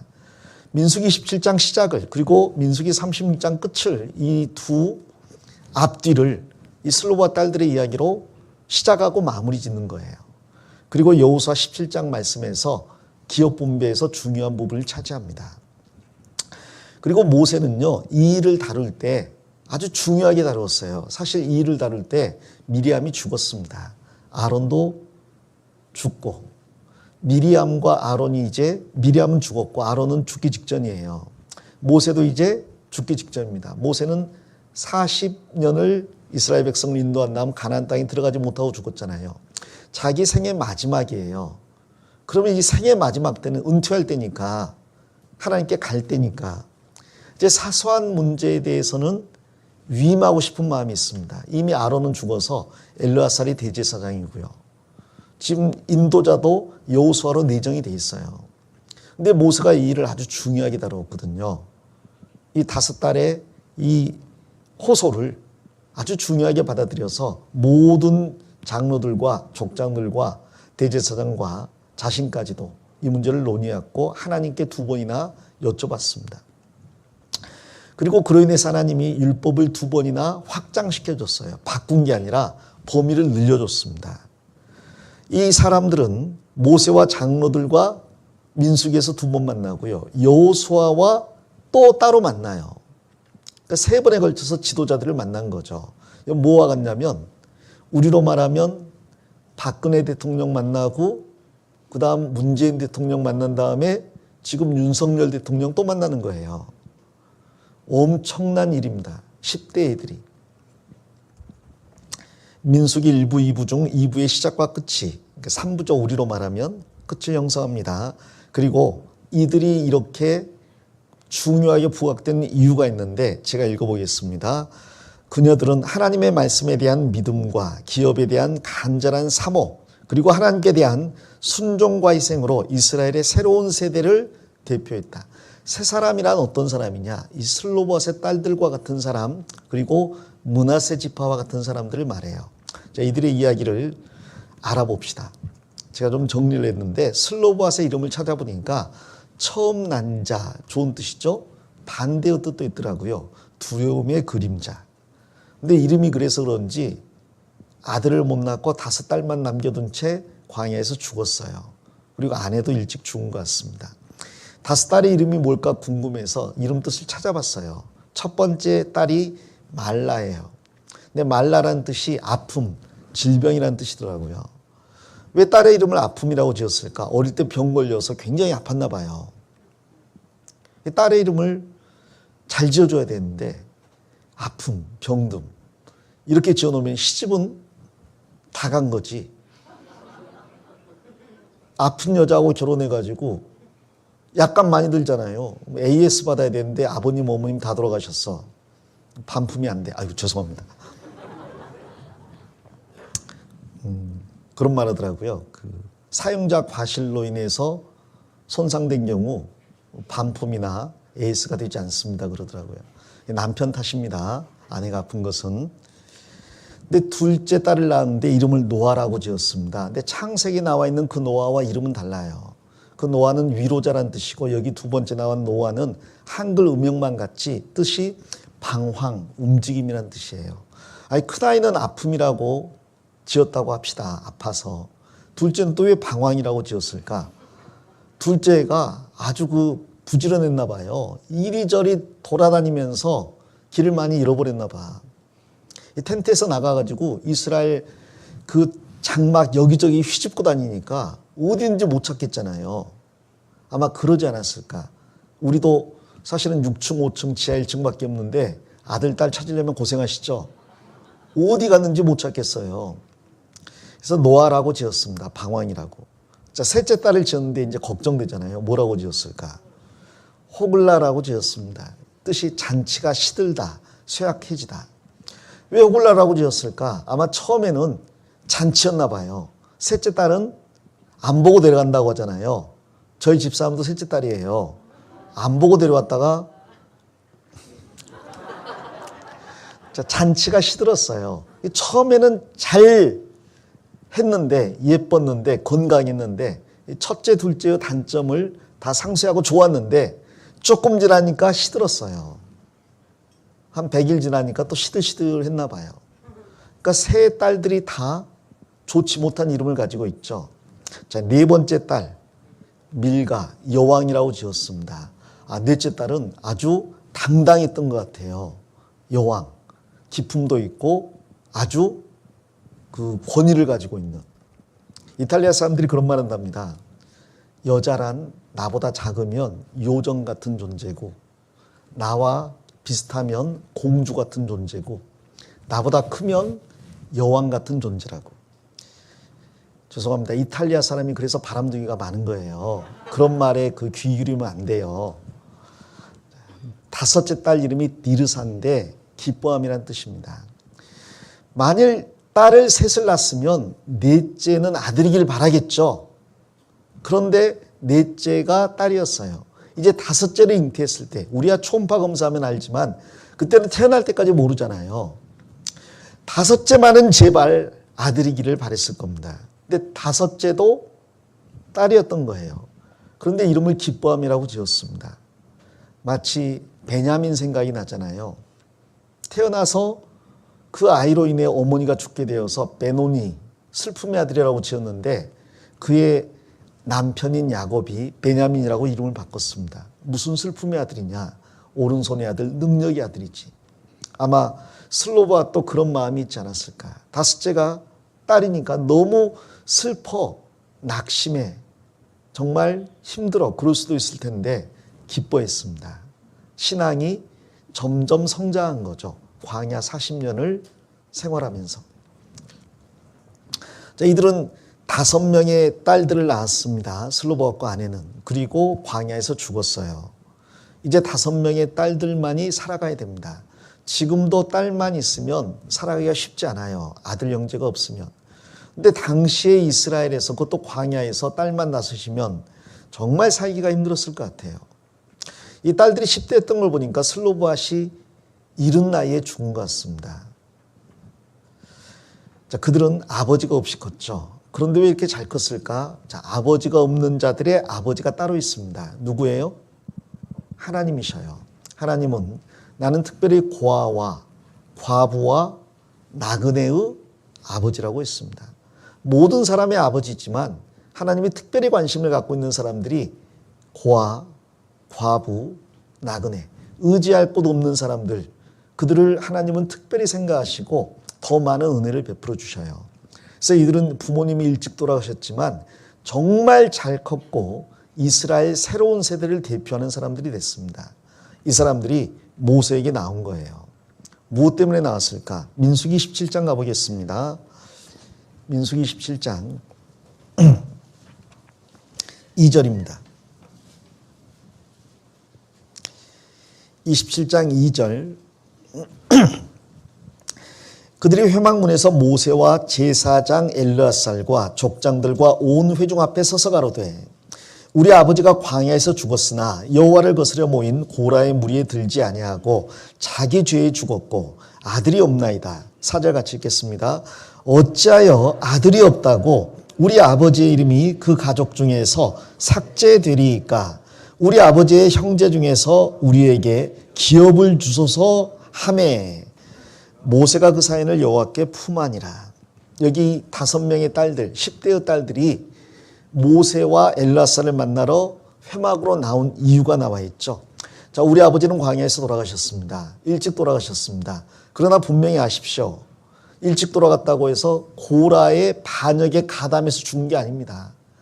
광야에서 20세 이상이 다 죽는다고 했고 그 20세 이상으로서 우리 아버지가 죽은 거지 다른 반역에 가담해 죽은 게 아닙니다. 이제 우리는 아들 형제가 없고 딸만 낳으신데 아들이 없다고 해서 어찌 우리에게 기업이 주어지지 않는 일이 가능합니까? 우리에게도 기업을 주십시오. 딸들에게도 아들과 동일한 기업을 주십시오. 자, 이 말대로 하면요. 이 슬로바스의 딸들 이전에는 딸들에게는 기업이 주어져요? 안 주어져요? 안 주어졌습니다. 왜요? 아들만 상속자고 딸은 시집가면 그걸로 끝나는 거예요. 우리나라도 출가 외인이라고 그랬습니다. 웬만한 경우에 아들이 장남 아니어도요. 차자거나 막내 아들이라도 위에가 딸이면요. 재산 다 차지하려고 애쓰는 경우도 많아요. 이스라엘은 그때까지 당연하게 딸들은 시집가면 그걸로 그치고 상속자는 아들이었습니다. 그런데 이 슬로바스의 5딸은 가나안 땅에 들어가서 얻을 기업을 기어이 받아야겠다는 거예요. 중요한 것은 그럼 이들이 가나안 땅을 본 적이 있냐? 없습니다. 지금 태어나서 10수년을 광야에서 살았어요. 이들은 이집트를 본 적도 없고 가나안 땅을 본 적도 없습니다. 본 모든 것은 광야, 변화가 없는 그 자갈과 바위투성이 광야뿐이에요. 근데 그들은 가나안 땅의 기업을 사모하고 있습니다. 한 번도 본 적이 없는 기업을 왜 사모하냐? 그들은 믿었죠. 가나안 땅이 아름다운 땅이라는 것을. 어떻게 믿었죠? 믿음은 들음에서 납니다. 누가 말해줬을까요? 아버지 슬로보아시 이야기를 한 거예요. 얘들아, 가나안 땅은 하나님께서 우리에게 주시겠다고 약속한 땅이고 그 땅은 젖과 꿀이 흐르는 땅이고 포도주의 소산이고 밀과 감람나무의 소산이다. 그 땅에는 모든 부족한 것이 없이 모든 것이 풍족하고 산에서는 동과 철을 캘 것이다. 우리는 거기서 먹어서 배불리고 마음이 기뻐서 하나님을 찬양할 것이다. 그 가나안 땅이 바로 저 앞에 있다. 저 땅을 하나님이 우리에게 주신다고 했다. 그 땅에서 우리는 기업을 차지하게 될 것이다. 너희도 그 기업을 얻어야 된다. 계속해서 슬로보아시 자녀들에게 기업 이야기를 한 거예요. 5딸이 아버지의 말을 듣고 기업을 간절히 사모하게 된 겁니다. 이 땅 광야에서는 우리가 사모할 만한 아무것도 없구나. 그러나 저 가나안 땅에는 모든 것이 있구나. 기어이 그 기업을 차지해야지. 안타깝게도 아버지는 기업을 사모했지만 가나안 땅에 들어가지 못하고 광야에서 죽었습니다. 그러나 아버지가 자녀들에게 심어준 그 믿음은 결코 자녀들 마음에서 사라지지 않았어요. 그들은 한 번도 본 적이 없는 가나안 땅을 열렬히 사모했습니다. 그게 이 세대의 특징이에요. 세 사람의 특징입니다. 옛사람의 특징이 뭐냐? 시편에 보면 그들은 낙토를 멸시했다고 했습니다. 그들이 광야 40년 동안 지은 가장 큰 죄가 가데스바네아에서 가나안 땅에 들어가기 직전 우린 들어가지 않겠다고. 그 땅은 거민을 삼키는 땅이라고. 우리는 그들에게 메뚜기 같은 존재고 들어가면 다 죽는다고. 그래서 애굽으로 돌아가는 게 낫다고 했어요. 하나님께서 아무리 아름다운 땅이라고 말씀해도 듣고 믿지 않는 거예요. 오히려 애굽이 더 낫다고 생각하는 거고 차라리 광야에 있는 게 낫다고 생각하는 겁니다. 믿음이 없고 하나님의 말씀을 멸시하는 거죠. 낙토라고 아름다운 땅이라고 아무리 이야기해도 아무리 좋아봤자 애굽만 하겠어? 애굽이 이 세상이거든요. 이 세상만 하겠어? 그들은 천국을 멸시하는 거예요. 이 땅에서 우리가 누리는 게 천국에서 누리는 것보다 모자라지 않을 거라고 생각하는 겁니다. 예, 어느 정도 사실일 것 같아요. 왜냐하면 인간 역사 6,000년 가운데 지금처럼 잘 먹고 잘 산 때가 없거든요. 세종대왕이 겨울에 수박 먹었을까요? 못 먹었을까요? 못 먹습니다. 스키 탔을까요? 골프 쳤을까요? 병원에 건강검진 정기적으로 받았을까요? 장 내시경 해봤을까? 그럼 못합니다. 지금처럼 모든 사람이 풍족하게 누릴 때가 인간 역사 가운데 없었거든요. 대한민국은 특별히 5,000년 역사 가운데서 4,950년을 정말 힘들게 살았어요. 그런데 지금 50여 년 사이에 얼마나 대한민국이 발전했는지 이렇게 풍족하게 사니까요. 이제는 천국이 부럽지 않은 거예요. 누우면 등이 따숩고 배가 불러요. 그러면 바랄 게 더 이상 없는 거죠. 나는 이 세상이 좋은 거예요. 그나마 부유한 사람들은 얼마나 부유하게 삽니까? 그런 모습 보고 천국이 좋아도 저 96평 아파트보다 좋겠어? 이런 생각들을 갖는 경우가 있다니까요. 천국에 하나님이 주신 상급이 로또 복권 25억 당첨금보다 많겠어? 이런 생각을 한다니까요. 사실은 그게 전부 광야에서 눈에 보이는 쓸모없는 것들인데 그리고 애굽에 심판받을 것들인데 거기에 마음이 뺏겨 있었던 거예요. 그게 1세대였습니다. 근데 2세대는 달랐어요. 그들은 광야에 살면서 가나안을 꿈꿨습니다. 우리가 갈 곳은 저기다. 이 땅에는 한 평도 우리 땅이 없고 그래서 마음 둘 곳도 없다. 우리는 가나안을 차지해야 된다. 그 땅의 기업을 얻어야 된다. 그 마음이 너무 크다 보니까 법으로 딸에게는 상속권이 없다고 정해져 있는데 그럼 법을 바꿔야지. 그리고 나오는 거예요. 그나마 친척 중에 어른한테 부탁한 게 아닙니다. 혹은 므낫세 지파의 두 형들에게 법 좀 바꾸라고 모세에게 전해주십시오 한 게 아니에요. 이건 우리가 직접 가서 이야기해야 되겠어. 5딸들이 한 마음이 돼가지고 모세에게 나온 거라니까요. 모세, 나 좀 봅시다. 모세님, 우리 좀 봅시다. 그리고 대제사장 엘라살, 우리 좀 봅시다. 족장들 다 모이십시오. 좀 봅시다. 아니 우리 아버지가 광야에서 자기 죄 가운데 죽었을 뿐인데 우리가 딸이라는 이유로 상속 안 되는 게 그게 합당합니까? 고쳐주십시오. 만일 모세가 아니고 다른 사람이 있으면 야 가! 끝났을 거예요. 혹은 그 앞에서 문지가 애들은 가라 그랬을 겁니다. 근데 모세가 이게 정말 중요한 문제라는 걸 생각했습니다. 이들은 정말 기업을 사모하는 사람들이구나. 그렇다면 법으로 이게 규제되어 있어도 하나님께 여쭤봐야 되겠다. 그래서 모세가요, 자기들끼리 결정 안 했습니다. 하나님께 물어봤어요. 자, 하나님이 뭐라고 하셨을까? 딸이니까 그냥 시집이나 가라 그랬을까요? 예, 보겠습니다. 6절입니다. 여호와께서 모세에게 일러 가라사대 7절 같이 읽겠습니다. 슬로브와 딸들의 말이 옳으니 너는 반드시 그들의 아비의 형제 중에서 그들에게 기업을 주어 얻게 하되 그 아비의 기업으로 그들에게 돌릴지니라.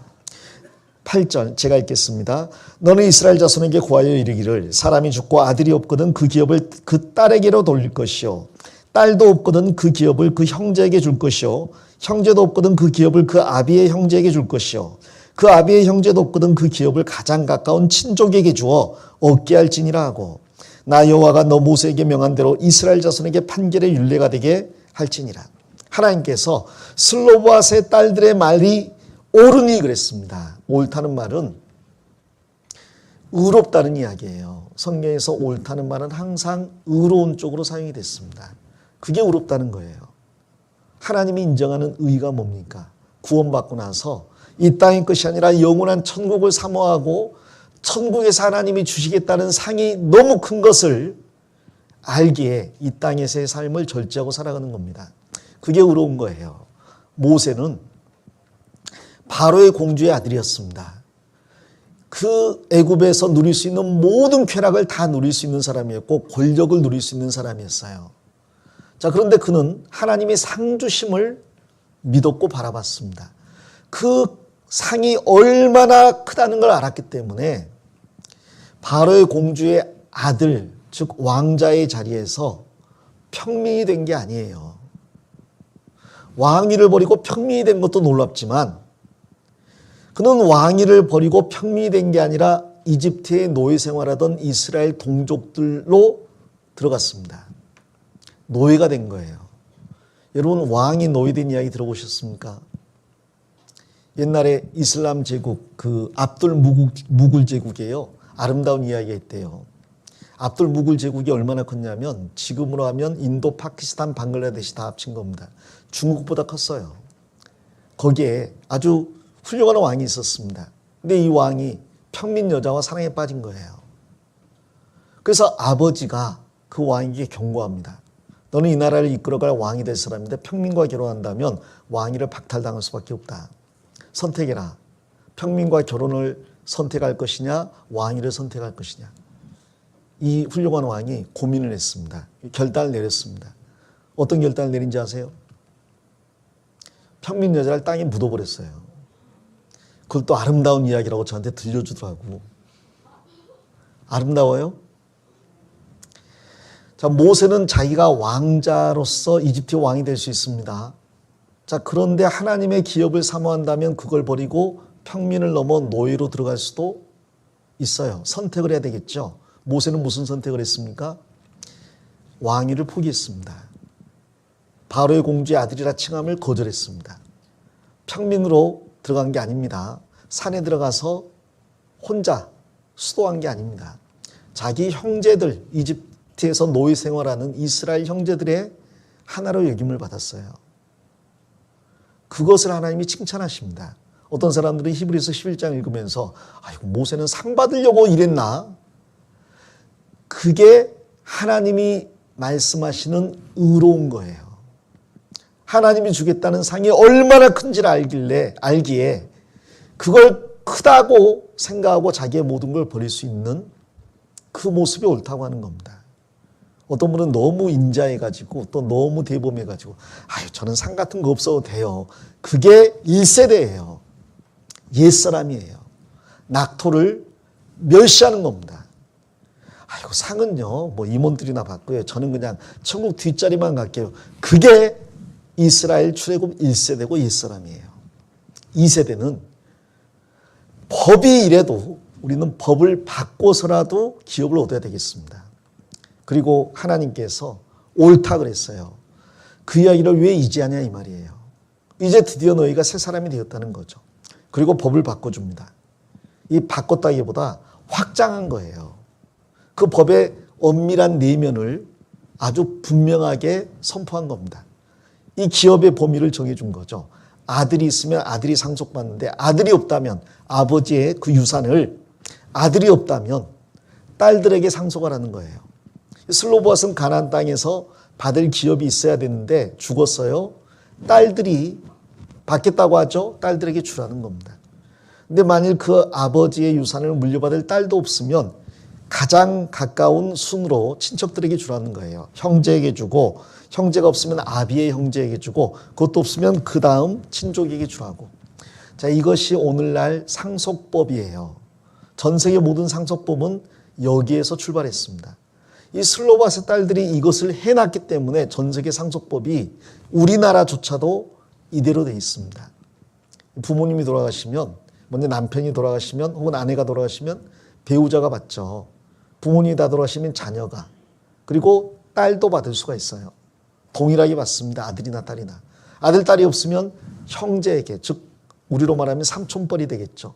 그리고 또 이 고모뻘 그것도 없으면 친족순으로 나눠주라고 되어 있습니다.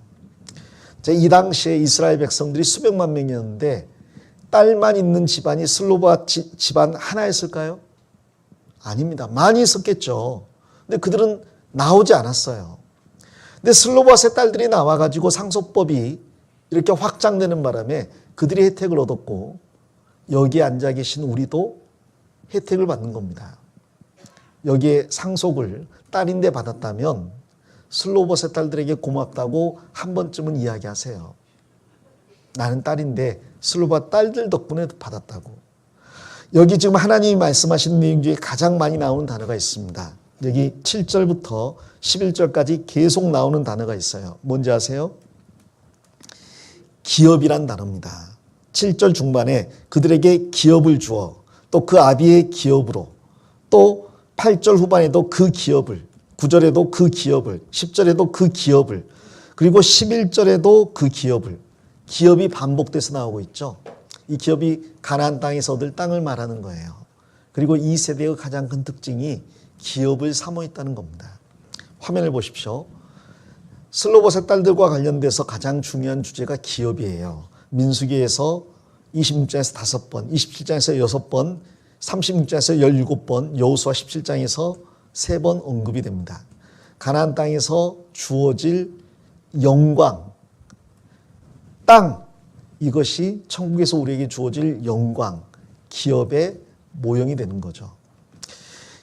1세대는 낙토를 멸시했습니다. 그러나 2세대는 기업을 간절히 사모합니다. 1세대가 옛사람이고 2세대가 새사람이잖아요. 여러분, 나는 천국에서 상 받을 것에 욕심 없다 그러면 내가 아직도 1세대구나, 옛사람이구나. 내가 아직도 광야에서 죽어나가야 될 부분이 많구나라고 생각하시면 됩니다. 나는 어떻게든 천국에서 더 큰 상을 받기 원해요. 이 땅에서 쉬고 싶지 않아요. 천국에서 쉴래요. 다니엘처럼 80이 넘었는데도 마지막까지 최선을 다하는 삶을 살았습니다. 나는 그렇게 살아갈게요. 다니엘이 죽고 부활해서 하나님이 주실 기업을 사모했던 것처럼 나도 마지막 순간까지 기업을 위해서 최선을 다하겠습니다. 그러면 그 사람이 새 사람이에요. 가치관 자체가 바뀐 겁니다. 옛사람은 보는 게 이 세상인 거예요. 새 사람은 보는 게 영원한 천국인 겁니다. 무엇을 바라보고 살고 있느냐. 이 슬로바스의 딸들, 이들은요 기업을 사모했습니다. 나중에 36장에 보면 므낫세 지파의 두령들도 기업을 사모해요. 나중에 여호수아 가면 갈렙과 그 딸도 기업을 사모합니다. 이 갈렙 같은 사람 나이가 85세가 됐어요. 근데 여호수아에게 이야기합니다. 40년 전에 가나안 땅에 들어갔을 때 우리 둘만 올바른 복을 했지 않습니까? 하나님께서 우리 둘에게 기업을 약속했습니다. 그러므로 다른 지파들에게 기업 나눠주기 전에 먼저 내 몫부터 챙겨야 되겠습니다.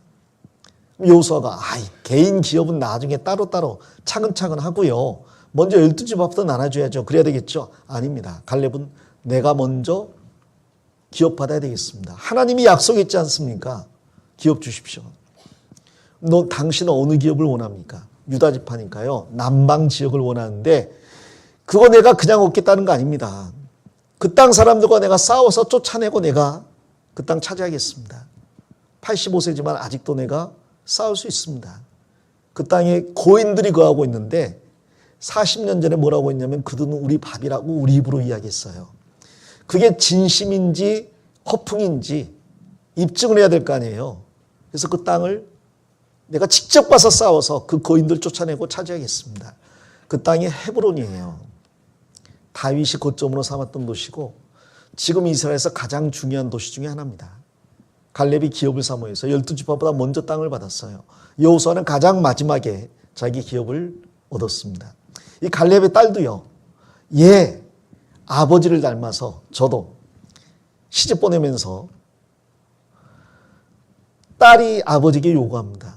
아버지 저보고 광야 남쪽으로 가라고 하는데 남쪽으로 가겠습니다. 가긴 가는데요. 그 땅에는 광야라서 농사를 지을 수가 없잖아요. 근데 저는 그 농사 지을 수 없는 땅을 개척하겠습니다. 다만 한 가지가 필요합니다. 뭐가 필요한데 물샘을 주십시오. 그 물샘만 주시면 내가 거기서 물 끓여가지고 끓여들여서 그걸로 땅을 경작하겠습니다. 개간하겠습니다. 내 손으로 개척하겠습니다. 여자가 땅을 어떻게 개척해요? 광야 땅을. 근데 갈렙은요. 아버지의 딸이에요. 정말 물샘을 얻어가지고 그 땅을 개척해 나갑니다. 하나님께서 일부러 그 갈렙과 딸의 이야기를 여호수아에 써놨어요. 그들이 신세대, 새세대, 변화된 새 사람이라니까요. 자, 이들이 기업을 사모하는 게 옳다, 의롭다 그랬습니다. 이 사건이 뒤에 한 번 더 나와요. 그 뒤에 민수기 마지막 장 36장을 가보겠습니다. 36장에 1절입니다. 요셉 자손의 가족 중 므낫세의 손자, 다시 말씀드리지만 광야에서 가장 많이 늘어난 지파가 므낫세 지파입니다. 므낫세의 손자 마길의 아들 길앗 자손 가족의 두령들이 나와 모세와 이스라엘 자손의 두령된 족장들 앞에 말하여 가로되 여호와께서 우리 주에게 명하사 이스라엘 자손에게 그 기업의 땅을 제비 뽑아 주게 하셨고 여호와께서 또 우리 주에게 명하사 우리 형제 슬로보앗의 기업으로 그 딸들에게 주게 하셨은즉 그들이 만일 이스라엘 자손의 다른 지파 남자들에게 시집가면 그들의 기업은 우리 조상의 기업에서 감삭되고 그들의 속할 그 지파의 기업이 첨가되리니 그러면 우리 제비 뽑은 기업에서 감삭될 것이요 이스라엘 자손의 희년을 당하여 그 기업이 그가 속한 지파에 첨가될 것이라. 같이 읽겠습니다. 그런즉 그들의 기업은 우리 조상 지파의 기업에서 아주 감삭되리이다. 이 므낫세 지파 중에서 슬로보앗의 딸들이 모세와 엘르아살에게 나와가지고 기업을 요구했고 하나님이 들어주셨다는 소리를 므낫세 지파의 다른 두령들이 들었어요. 자, 듣고 축하해줘야 되잖아요. 야, 잘됐다. 슬로보앗 우리 형제 중에서 정말 훌륭한 사람이었는데 아들이 없어서 기업을 못 받을 것 같아 안타까웠는데 하나님이 기업 주신다고 하니 잘됐다. 축하해. 그래야 되는데요. 이 두령들이 뭐야 이거. 그러면 안 되지. 그리고 나온 거예요. 그리고 다시 모세와 엘르아살을 불렀습니다. 회중 다 모았어요. 그리고 따집니다. 모세님, 잘 생각해 보십시오.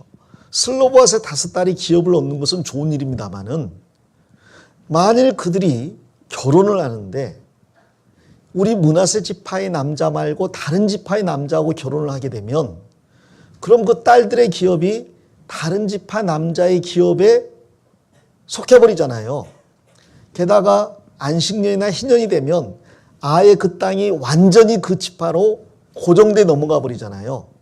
그럼 우리 므낫세 지파의 지경 안에서 유다 지파의 기업, 에브라임 지파의 기업, 이사갈 지파의 기업, 별별 지파의 기업들이 다 생겨나고 우리 지파의 기업은 그만큼 줄어들게 되는데 우리 그거 받아들일 수 없습니다.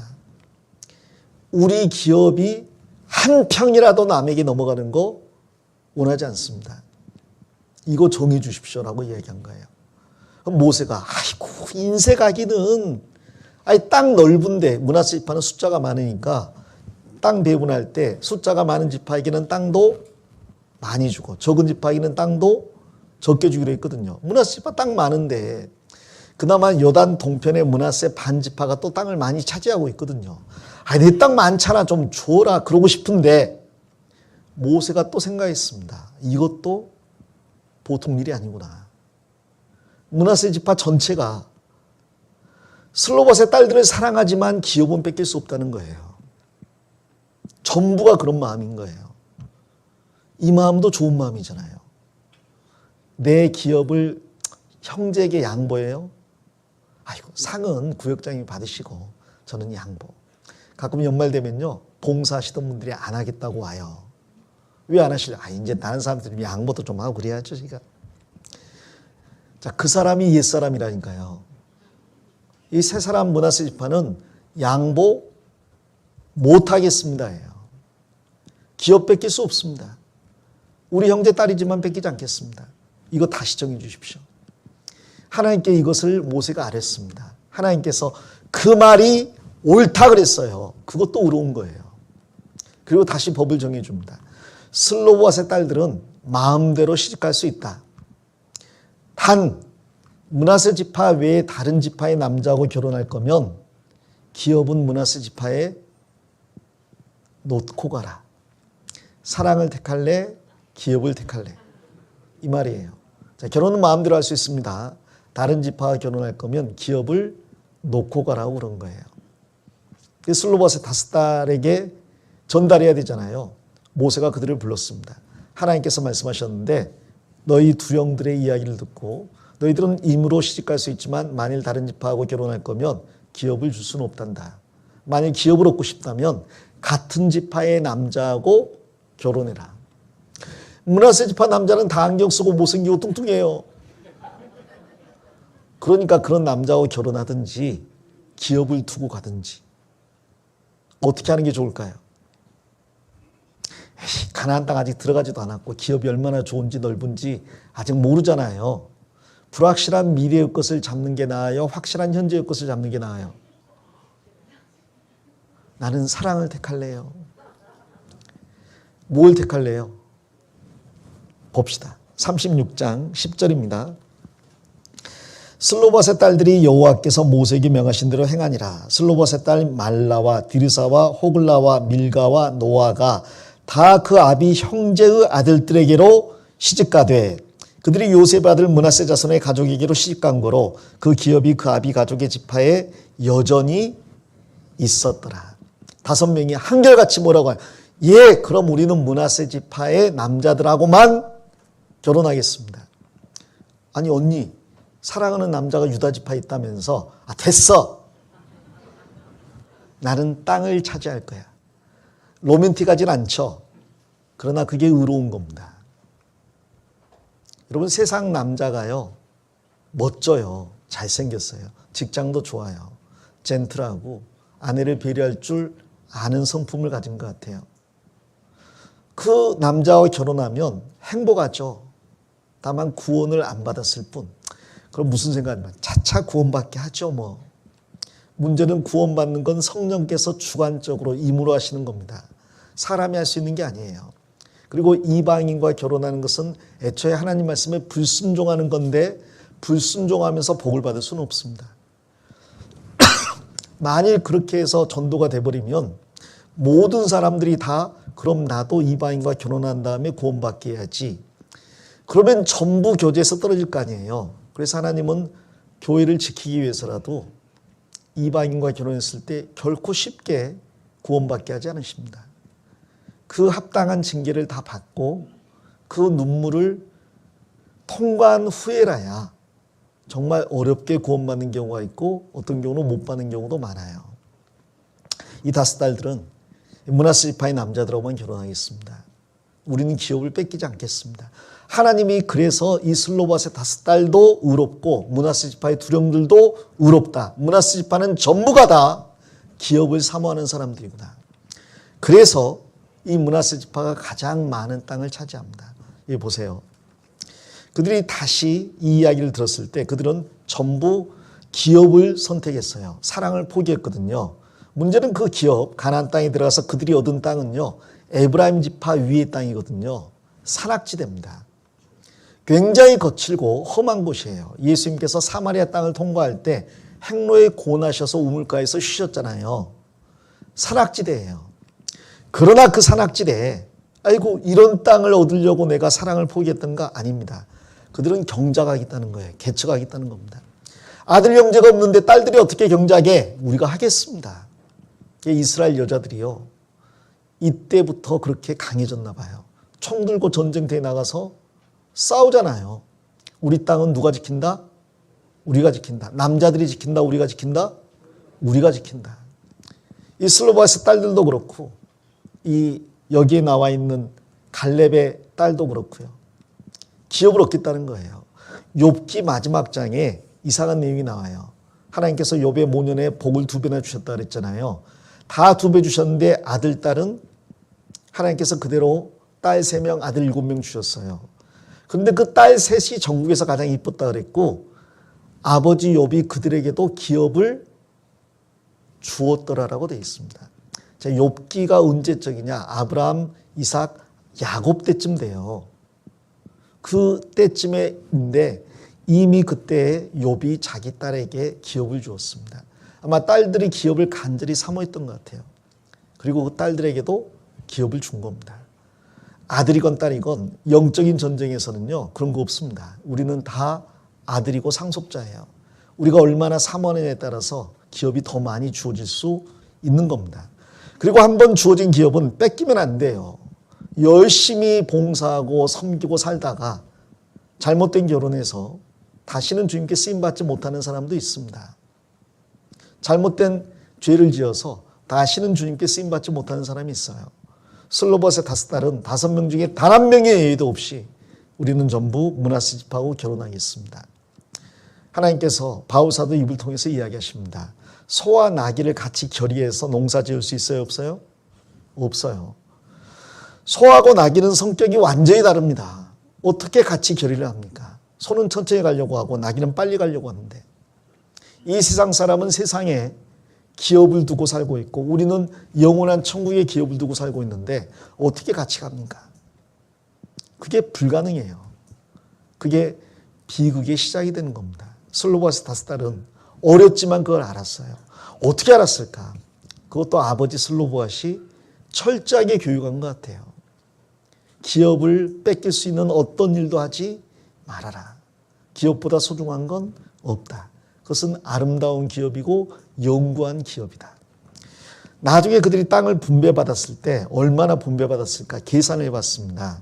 이게 정확하지 않은 것 같아요. 왜냐하면 이렇게 계산했더니 지금 이 므낫세 지파 반지파가 요단 동편의 기업을 이미 차지했고 나머지 반지파가 요단 서편의 기업을 차지했거든요. 슬로봇의 딸들은 이 요단 서편의 땅을 차지했는데 대수를 가지고 계산해 보니까 10몇 %가 나와버려요. 그래서 아마 중간에 빠진 데가 있는 것 같습니다. 어찌됐건 그들이 얻는 땅은 굉장히 넓은 땅이었어요. 이건 마치 뭐와 같냐면 하나님을 섬기고 주님 은혜 가운데 거하면 서울의 땅 150만 평 줄게. 그러면 교회 떠나는 사람 있을까요? 없을까요? 좀 적게 썼나 내가? 150평도 없으시면서 무슨 150만 평을 그렇게 담대하게 아주 안 믿어지니까 그냥 아주 담대하시군요. 150만 평 줄게. 그러면 교제 떠나는 사람이 있겠어요? 없겠어요? 없죠. 이 슬로바스 딸들이 나중에 땅을 차지했을 때 차지한 비율을 따져보니까요. 굉장히 넓은 땅이 되는 거예요. 그들이 후회했을까요? 안 했을까요? 후회 안 했습니다. 자기들이 생각한 것 이상으로 넓고 아름답고 광대한 땅을 차지한 거예요. 우리가 천국 가서 아이고 이럴 줄 알았으면 그냥 세상에서 대충 살 걸. 그런 사람 한 명도 없습니다. 이럴 줄 알았으면 내가 더 할걸. 이럴 줄 몰랐네라고 이야기할 겁니다. 성경 누가복음 19장에는 주님이 이야기하시잖아요. 너는 10도시 차지할 다스릴 권세를 차지하라. 너는 5도시 차지할 권세를 차지하라. 그게 한 나라의 왕이니까 10도시지 우주의 왕이면요. 너는 안드로메다를 차지해라. 너는 태양계를 차지해라. 너는 일한 거 없으니까 지구 네 거야. 너는 아무것도 안 했으니까 미국 가죠. 이렇게 나오는 겁니다. 이 구원받는 게 얼마나 큰 건지. 그래서 성경은요. 기업을 결코 뺏기지 말라고 하셔요. 성경에 보면 나봇이라는 사람이 있습니다. 이 나봇이라는 사람이 자기 조상 대대로 물려받은 포도원을 아름답게 가꿨어요. 조상 대대로 아름답게 가꿨습니다. 근데 아합 왕이 그 포도원이 너무 아름다워 보이는 데다가 자기 지경 인접에 있으니까 제안을 해요. 많은 돈을 줄 테니까 팔아라. 아니면 다른 포도원을 원하면 그 포도원으로 바꿔줄게. 아합이요. 하나님께서 우리 조상들에게 주신 기업, 그리고 조상 대대로 우리가 갖고 온 기업 뺏길 수 없습니다. 근데 이 아합이 가장 악독한 왕인데 그런 말 한 거예요. 어떤 결과가 나올지 모르고 알고도 알아도 뺏길 수 없습니다. 그래, 그럼 죽음뿐인데 죽어도 못 뺏깁니다. 그래, 그럼 죽어라. 그래서 아합과 이세벨이요, 나봇과 그 아들들을 전부 돌로 쳐 죽이고 그 기업을 강제로 뺏었어요. 어리석어 보이죠? 돈 준다고 할 때 받지. 아니면 더 좋은 포도원 준다고 할 때 받지. 아니요. 죽어도 안 됩니다. 못 뺏겨요. 차라리 죽을지언정. 그들은 자기 기업을 지키려고 죽었어요. 그게 헛된 죽음일까? 아닙니다. 이 스데반은요, 돌 맞아 죽었잖아요. 돌 맞아 죽을 때, 아이고, 내가 그런 말 안 할 걸 그랬을까요? 하나님께서 보고 계셨고 하나님 보좌 우편에 예수님이 벌떡 일어서서 첫 번째 순교자를 영접해 줬습니다. 신하가 들어오는데 왕이 일어선 거예요. 그 영광을 받기 때문에 하나님께 기도할 수 있었습니다. 하나님, 이 죄를 저들에게 돌리지 마옵소서. 기업은 결코 뺏기면 안 되는 거예요. 성경의 말씀이 신세대, 새 세대, 새 사람의 특징은 뭐냐? 기업을 간절히 구하고 얻은 기업을 개척하고 그것을 반드시 지켜내는 사람, 타인에게 넘기지 않는 사람. 그 사람들이 슬로바세 딸들이고 므낫세 지파였습니다. 므낫세 지파가 가장 많은 숫자가 늘어난 게 결코 우연이 아닌 거예요. 자, 하나님은 우리에게 엄청난 기업들을 주셨어요. 그거 뺏기면 안 됩니다. 나는 어떤 일이 있어도 교회 가운데 머물면서 기업을 차지해야 되겠다. 나는 새 사람 돼야 되겠다. 그 삶을 결심을 해야 됩니다. 나는 이 안에 거해야 되겠다. 자, 이스라엘 백성들이 40년 동안 광야에서 뺑뺑뺑 돌았습니다. 헛수고한 것 같지만 그들은 결국은 가나안 땅에 들어갔고 기업을 차지했어요. 신명기에서 모세가 세 편의 설교를 한 다음에 그 다음에 여호수아가 모세의 뒤를 잇고 이스라엘 백성을 가나안 땅에 데리고 가서 약속한 그대로 아브라함에게 하나님이 창세기에 약속한 그대로 반드시 주시겠다고 한 기업을 줬습니다. 하나님은 약속을 지키십니다. 우리에게도 기업을 주시겠다고 했어요. 그 기업 우리가 반드시 얻어야 됩니다. 모세 죽고 이제 광야 생활이 끝나요.